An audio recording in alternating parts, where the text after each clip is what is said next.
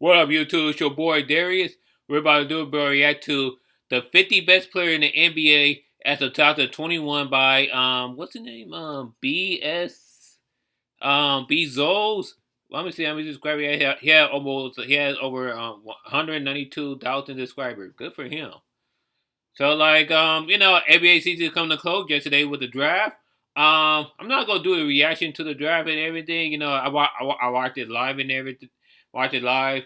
Russell Westbrook is coming to the Lakers. I'm not too sure about that trade, but I'll talk more about that later down on the video. But this is the top 50 best player in his opinion. This is his list. This is his opinion, and whatever he had to say, we're gonna list it out. Of course, if you say something I disagree, I'm going to pause it. I try not to pause too much because this is already a 13 minutes long video.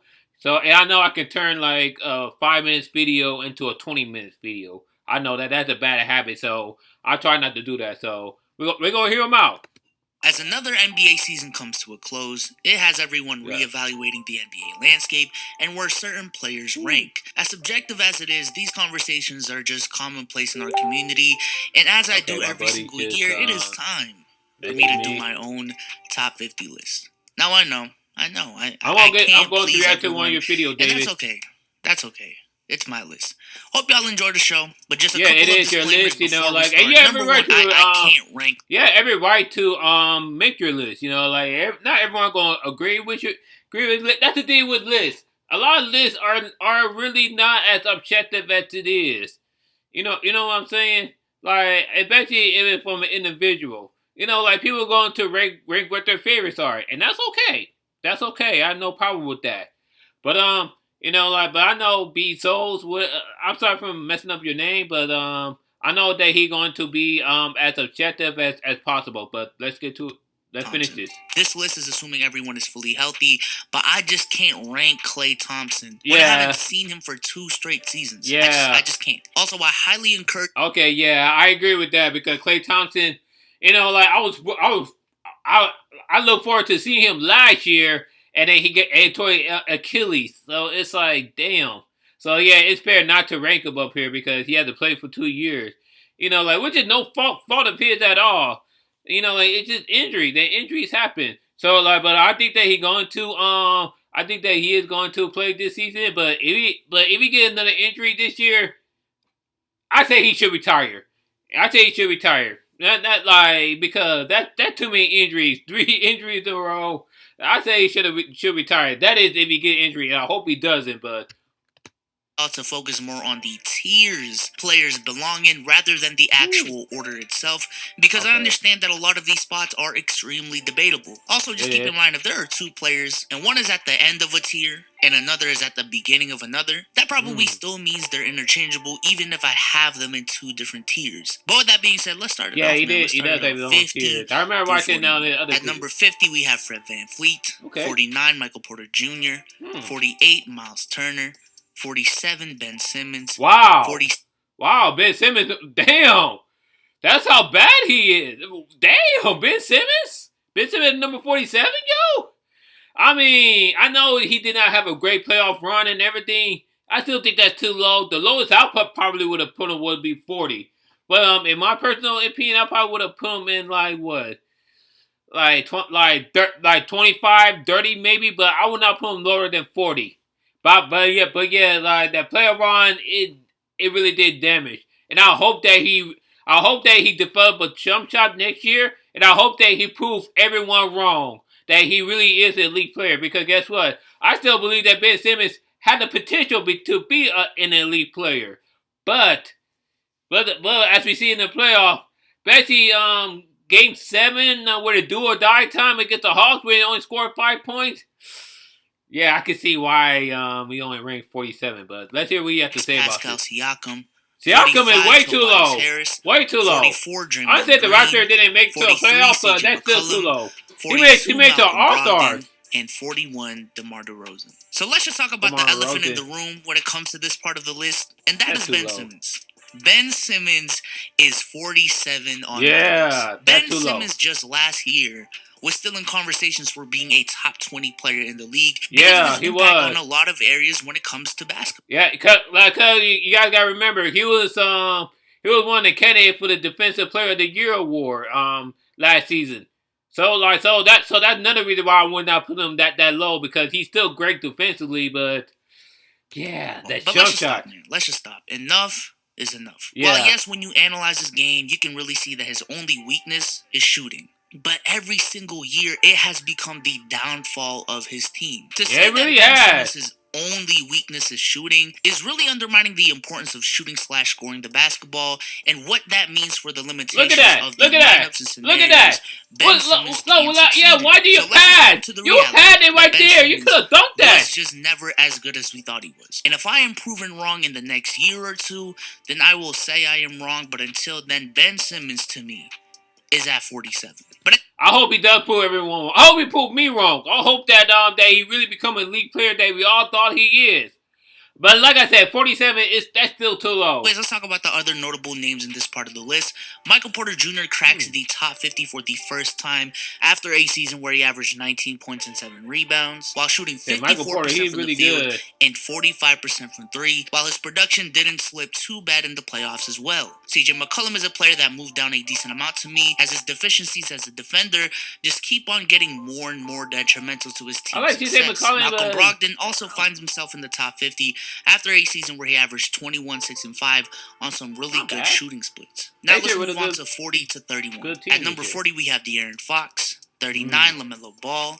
38, Kyle Lowry. You know what? I think that's the fair spot for LaMelo Ball, because he's a rookie. He had a great season, but he was out for a little bit because of injuries. Because yeah, 39, that's a good spot. Brandon Ingram. 36, Nikola Vucevic. Ingram should be higher. 35, Shai Gilgeous-Alexander. That's my dude. John Morant. 33, Domantas Sabonis. I like Sabonis. 32, Julius Randle. And 31... Julius Randle should be higher. Julius Randle should be higher because he had a great season last year. He helped lead his team, the Knicks. He helped lead the Knicks up to the playoffs. So yeah, he definitely should have been higher. Russell Westbrook. Oh, Russell Westbrook. Man, but I am really high on LaMelo Ball. Unfortunately, the Charlotte Hornets were not able to make the playoffs last year, primarily due to LaMelo Ball suffering an injury in the middle of the season. But what LaMelo showed us after he was given the keys as a starter was phenomenal. To give y'all some perspective, in that stretch, LaMelo Ball averaged roughly 20 points, 6 assists, 6 rebounds, 2 steals, and I wonder how LaMelo Ball feels that like the three Antetokounmpo brothers Also, are compared to champions. my list in November, John Morant climbed up a lot on my list as well, primarily due I to still what like he John showed Morant. in the playoffs. John Morant If you look is at John slowly Morant's becoming one of my regular very favorite season, players. you can actually make a case that he played worse than his rookie year, He but kinda did. I just can't ignore what he did in the playoffs against one of the best. And not only that, what he did against the Warriors, like that game, that was do or die time. Know what I'm saying? Hey, he played great. He dunked, he hit the three. He helped lead the team to a win, and more importantly, he helped shut Flight up. And that was probably the best moment, considering that Flight do not like John Morant. He said John Morant is the most overrated point guard, but he really shut him the F up. John Morant in the first round averaged 30 points, 8 assists and 4 rebounds on 49%. John Morant had high potential. He didn't make too much noise this year, but he had high potential. In November, Russell Westbrook moved down a decent amount as well, as before he was in the top 20 and now he is at 31. And that's primarily due to the fact that, in my opinion, he had a very up and down season in Washington. And for the most part, when you look at the season overall, he just wasn't that good, even compared to his last season in Houston. Kyle Lowry is a player that... See, with Westbrook, he recently was traded with the Lakers. And like I told my buddy David, shout out to you, David. I'm highly skeptical of it because Westbrook, he's a great player, but he's a ball dominant. He's gonna try to find a way to get a triple double. I'm not sure if him and LeBron gonna play well together, in my opinion. I feel like the Lakers should have got either DeMar DeRozan, which I know he's 41, or he should have got Buddy Hield. And I don't think Buddy Hield's in the top 50, but I feel like DeMar DeRozan would have been a better fit for the Lakers, in my opinion. But hey, it is what it is. Moved down a lot to me, but to be completely honest, Kyle Lowry moving down this much is more so a matter of other players just getting better than it is a knock on Kyle Lowry.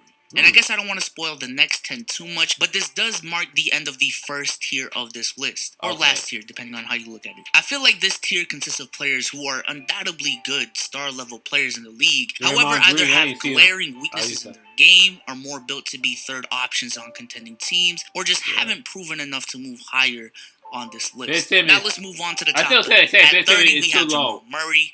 29. Murray was injured. Murray was injured, like toward ACL.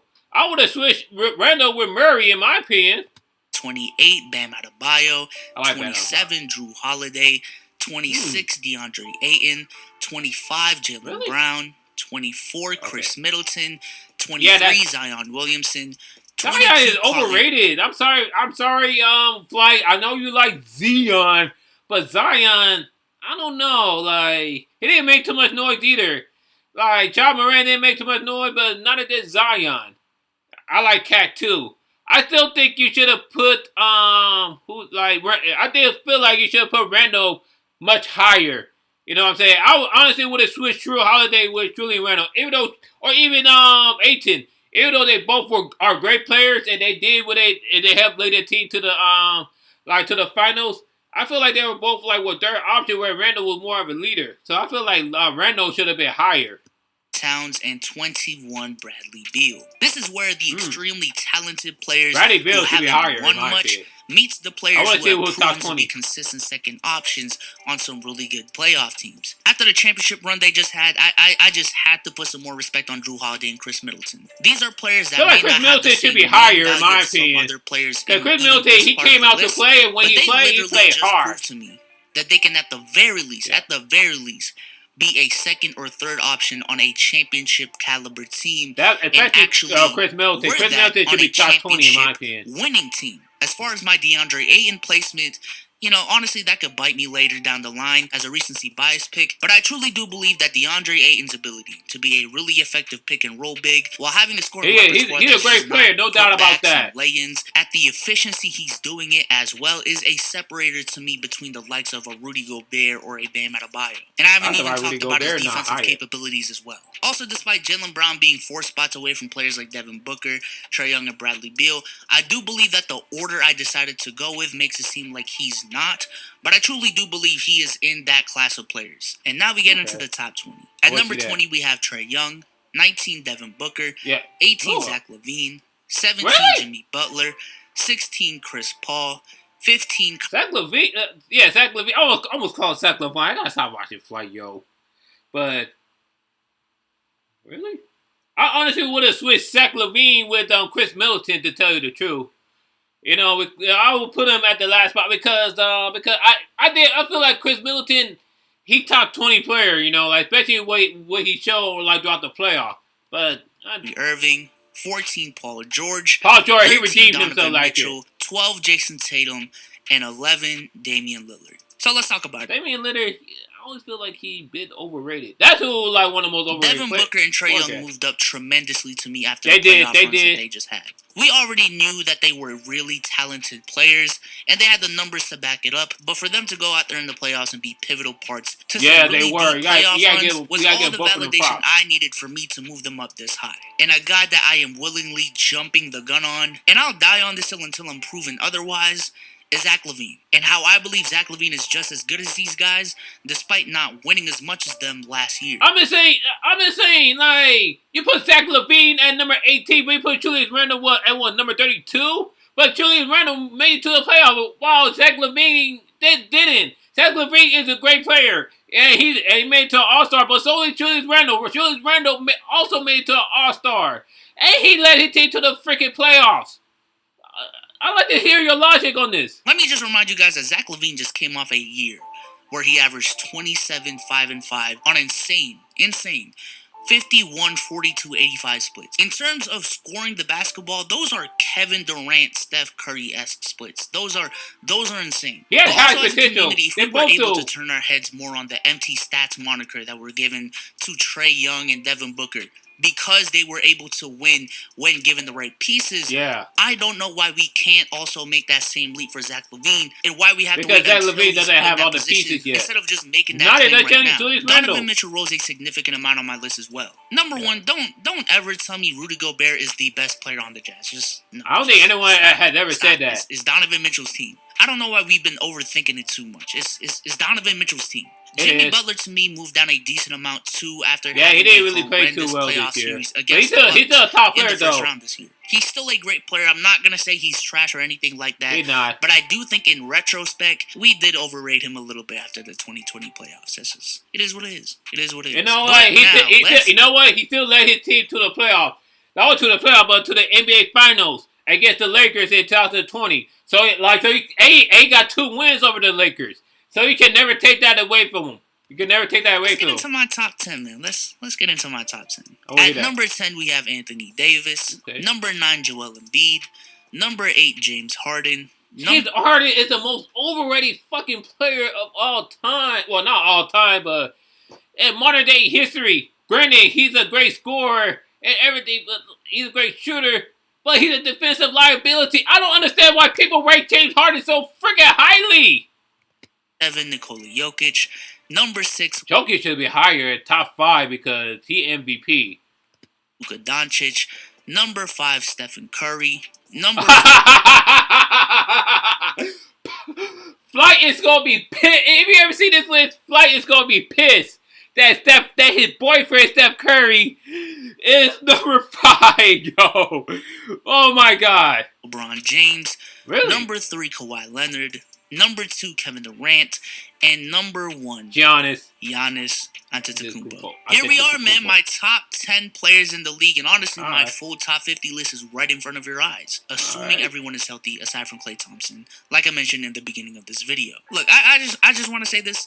I think in all of my years watching the NBA, and even studying that, would I put Kawhi? Maybe, because Kawhi, he didn't went down with an injury. You know, he tore part of his ACL, not full ACL, part of it. So he's gonna be out next year. You know what I'm saying? I honestly would put Paul George at number 11 because he redeemed himself. He really did. You know what I'm saying? And I hope that Ben Simmons really redeemed himself. Jokic, I honestly would have put Jokic over Doncic. Doncic is a great player, but Jokic, he's MVP. You know what I'm saying? You know what? Call me delusional. I probably would put Jokic over Curry because Curry didn't even make it to a playoff. Jokic did. Granted, he got swept in the second round, but still. NBA landscape before Kevin Durant, that's the right spot. I think we'll put LeBron number 3. I don't think the gap between the 10th best player in the league and the best player in the league has ever been this small. Let me just remind you guys. Embiid number 9, Joel that's Embiid fair. And Nikola Jokic, who I have at 7 and 9, were the 2 prime candidates for the MVP this year, with Jokic actually winning it. Yeah. James Harden at some point this year was also in MVP conversations and was considered the best player on the Nets at some point, with KD playing on the same team. Anthony Davis, the last time we saw him fully healthy, was an arguable Finals MVP. Yeah. And averaged 28 and 10 throughout that whole playoff run on 57, 38, 83 splits. These are the type of players we have at the back end of this top 10. And I would like to think that if I ask y'all feedback on this top 10, that a majority of y'all would actually agree with the general order of this list. And the fact that Nikola Jokic, Joel Embiid, Anthony Davis, and James Harden are more so in the 5 to 10 range than they are in the actual top 5. Now, I will say a big part of this order is primarily given the benefit of the doubt to what transpired just this year in the playoffs. But I'm telling you right now, these guys are all really close in my opinion. The only real distinction I made between Tier 1 and Tier 2 is that I believe the players in Tier 1 actually have a legitimate argument for being the best player in the world, while the players in Tier 2 have the talent to do so, but just don't really have an argument right now. But let's talk about the elephant in the room. Because for the last 4 or 5 years, the conversation for the best player in the world has primarily been LeBron James, Stephen Curry, Kevin Durant, and Kawhi Leonard. And right now, as you can see on your screen, Giannis. I have one Giannis Antetokounmpo as the best player in the world. Look, if you walked up to me and said KD's better, or Kawhi's better, Honestly, I would not be I upset. would not give you that much pushback. I just won't. I'd give a little bit more pushback if you came up to me and said LeBron and Steph are better right now. But I think then, LeBron and he's, I see. he won But over if the you hill. ask me Curry, he's still kind of in prime, to prove that he is the best player in the But world. right now, I agree with Giannis being number one. He did it. Yes, were there circumstances that may have aided him to get to the finals? Yes. But based off of the path he was given, the circumstances he was dealt with, he performed just as well as you can ask. Yeah. If not more. Last game, Before we talk about the playoffs, let's talk about his regular season, because honestly, it's just been swept under the rug because he won the MVP the last 2 years, and there was a lot order fatigue. But in the regular season, Giannis averaged 28 points, the best 11 part rebounds, 6 assists while shooting 57% from the field, playing all defensive first-team caliber defense, and led the Bucks to the third seed in the Eastern Conference. And then he comes into the playoffs. I don't want to say flying colors, but he passed Kobe Charlie from that already insane regular season, as he averaged 30 points, a playoff-leading 13 rebounds a game, accompanied by 5 assists, while again shooting 57% from the field throughout that whole run, and more specifically in the NBA Finals against a Phoenix Suns team who in the regular season had a record on pace to win 58 games and had the third best defense in the playoffs and was just on a roll going into the finals. Giannis against that team in the finals averaged 35, 13, and 5 on 62% shooting from the field, played all-time great defense, came back from a 2-0 deficit, and dropped 50 points, 14 rebounds, and 5 blocks in the closeout game. And mind you, I don't want this to get swept under the rug, but this is in a season where he chose to stay in Milwaukee instead of attempting to form a super team like KD, Kawhi, LeBron, and Steph have done at some point in their career. That is why Giannis, to me, as of July 22, 2021, is the best player in the NBA. But again, that can easily change next year. That can easily change. So there you have it. This is my top 50 list. Go crazy in the comment section, man. Go crazy. If anything, I encourage y'all to go crazy in the comments. You know what? It's not really a bad list. There are a lot of things out of course, every list is, everyone is different from the other. I still would have ranked Ben Simmons a little higher. You know, Julius, I would have if you had to put Zach LaVine in a, put Zach LaVine in top 20, that Julius Randle definitely should have been in top 20 in my opinion. He definitely should have been in top 20. And Damian Lillard, I don't know, to me, he's like one of the most overrated. No, James Harden is definitely the most overrated player of all time. But that's just me. What do you guys think? Thank you guys for watching. What do you guys think? What do you guys think of this particular list? Is this list accurate? Let me know. Comment down below. Leave a like and subscribe to your boy. You can check out my previous video down here. Peace, love, and rock and roll.